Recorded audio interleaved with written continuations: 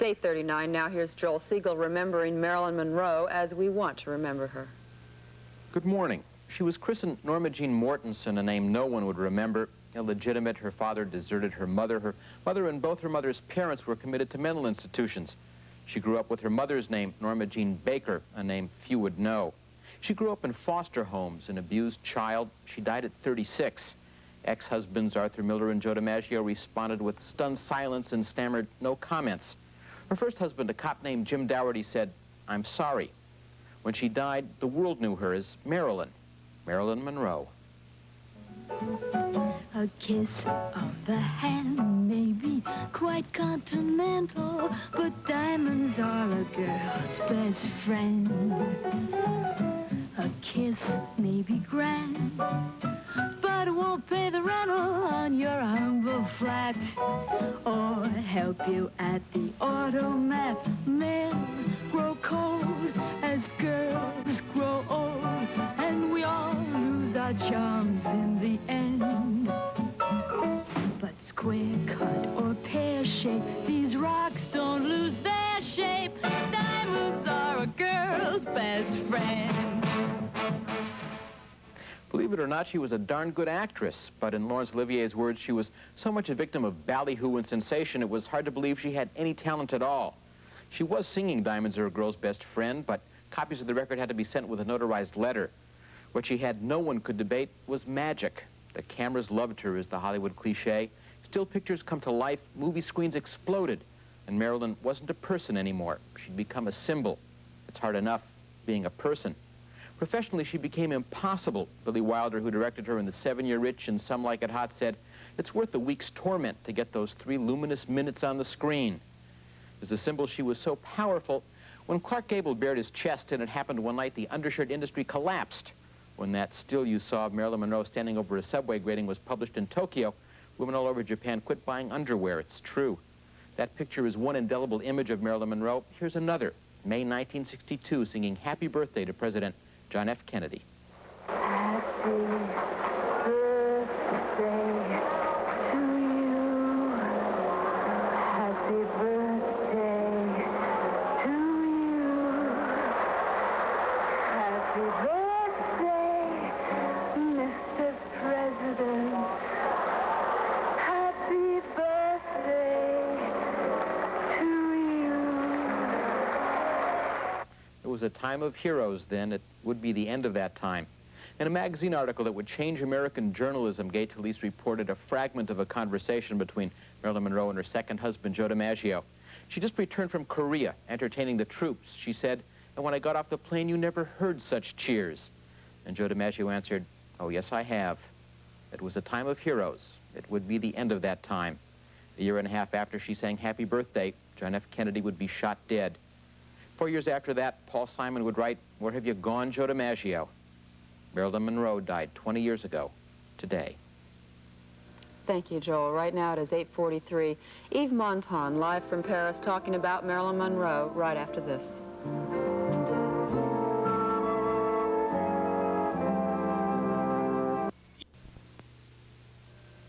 It's 8:43. One of the people who knew Marilyn Monroe best is Yves Montand. In 1960, 2 years before Marilyn died, they starred together in the movie Let's Make Love. He will be in New York beginning September 1st for 2 weeks of appearances at the Metropolitan Opera House. But this morning, he is joining us live from Paris. And good morning, Mr. Montand. Good morning. Your relationship with Marilyn was both professional and personal. You knew her very well. You were close with her to the end of her life. Now, as you look back, what do you remember most about her? Well, I think I'm a very bad judge talking about Marilyn Monroe because I'm going to say something very banal. I like her very, very much. And for me, she was somebody very exceptional. And also, I have to tell something that I never said before. She helped me a lot when I arrived in Hollywood. I didn't say one word of English. And still, my English is very approximative. I do the best that I can. And especially now, what my Minister of Culture said about America, I'm going to learn very, very well my English. But this is a pair. What I want to say is that for me was somebody, we got a very fantastic relationship in the fact that she came and I came in what I said very low classes in the society, and this probably make together in the good way to be a very good friend, and to be and to have a very tender relationship. And it's difficult for me to talk about this. You imagine why? Not because I want to be hypocrite, and I try to be the most sincere that I can do. And I came today because for 20 years I refused to talk about Marilyn, officially, I mean, because I hearing and I read so unbelievable, awful, incredible things that make me mad. Today what I want to say about Marilyn is very simple. Marilyn is suffering by one thing for her. She wants to be a dramatic artist. She wants to play drama or maybe a tragedy. And she knew very well that with this kind of beautiful but small voice, it was difficult for her to do this. And she was very intelligent, more than intelligent for me. She was, what I said, a good sense, bon sens. And she was, inside her feeling, what a feeling like a child have, with something very rare for a human being, with this fantastic, wonderful body. I would say not completely perfect, and thanks for her, but wonderful, and they make me, all over the people around the world, mad about her. Do you think as her career progressed that she became more and more a prisoner of that image? Yes, and she knew very well. She wasn't fooled about it. She knew perfectly well she had to play Marilyn Monroe in Marilyn Monroe. But deeply, secrètement, she wanted to be... Taken seriously? That's it. One day, she wanted to ask to play the brother of Karamazov, because she said she wanted to try to do it. And she knew something was stop her, was her voice. But for me, she was more than an actress. And not only for me, I think for 1,000 millions of people. The only thing I'm very happy about, the relationship we got together, it was that I make her laughing often. And when, believe me, when Marilyn laughs, it means something. Were you surprised then by the way it all ended? I was surprised. Were you surprised? Well, I knew she... Yes, I was in Japan at that time. I make a movie with Shirley MacLaine, and I talked with her on the telephone 2 or 3 times. I knew she was sad, but sometimes Marilyn, she was like this, you know, like everyone, I suppose, but for her, she was very deep sad. When she was sad, she was very sad. And probably, like the other man said a little while ago, she doesn't suicide herself. I think it was really an accident. She takes too much pills for sleeping, and as you know, if you take 2 more, it can be a danger. And, well, what I can say else? Like everything, everybody think about it. Last night I eat with 2 young people, older, 20 years old, and they said for me, very strange, because we were born in 1960 and 61. And for us, Marilyn disappeared. I mean, Marilyn grew up with us. He's a part of our life, and it's difficult for us to admit it, then she died. And this morning we are remembering her 20 years later, and we do thank you for joining us from Paris. Thank you. In a moment, we'll be back with Tom Ewell, who will also talk about Marilyn Monroe and the movie he made with her, The 7-Year Itch, right after this from Oscar Mayer.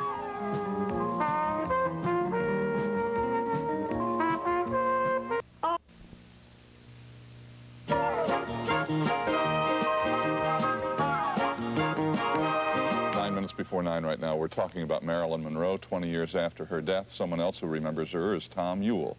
Together they starred in the movie The 7-Year Itch. That was 1954. It was a very important movie for both of them, a kind of milestone actually in each of their careers. Tom, nice to see you. Thank you. Thank you. What was it about her that captivated the world, really, and keeps us captivated now?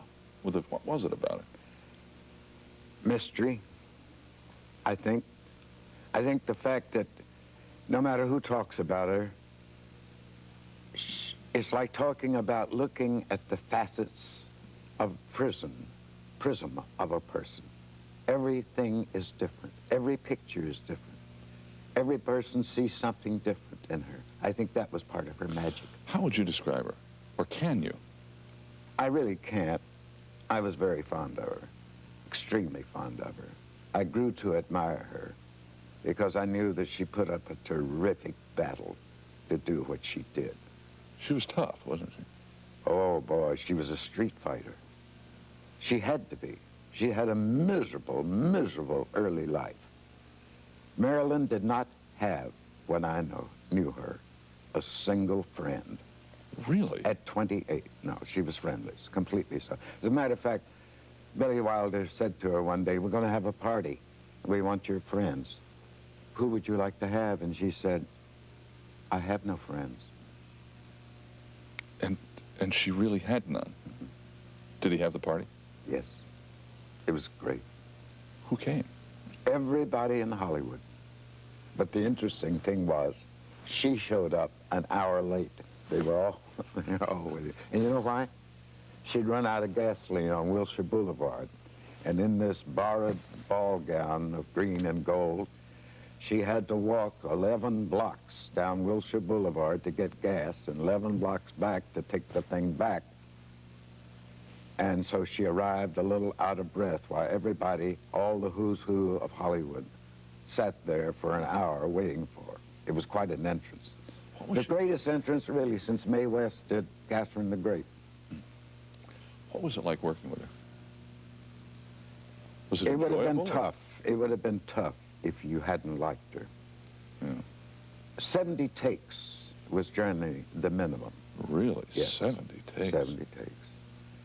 And you know how I got through it? I'd say, well, the first 10 or 15, I'd say, well, we're just started rehearsals. I related to the theater. Then I'd say, well, we're opening now in New Haven. And along about 30, I'd say, well, we're going to Boston. And we opened in Boston. And then I'd say, and I wouldn't show my best stuff, you see. And then I'd say, well, now we're through Boston, we're going into Philadelphia. And along about with the 63rd or the 64th take, I'd say, well, we're getting close to the opening in New York, so I better start watching myself. Right. But you did one scene that was one take? Yes. What was that? It was when she played chopsticks on the piano. And Billy Wilder said to her, Marilyn, you're wonderful. You're absolutely wonderful. I never saw anything as charming. Printed it. And he said, you remind me of a little girl at a birthday party. She said, I wouldn't know. He said, what do you mean? She said, I never had a birthday party. As a matter of fact, I've never even been to a party. And at that time, she was 28. Were you surprised at the way she died? No. No, I knew anything could happen. I disagreed with the way it happened. I don't think Marilyn ever killed herself. It's stupid. You think it was an accident? Of course. Marilyn was a fighter. She had to be a fighter. She had to, everything she got, she fought for. She was really a wonderful person. There's never been anybody quite like her. Tom Ewell, thank you very much. We'll be back after these words from General Mills.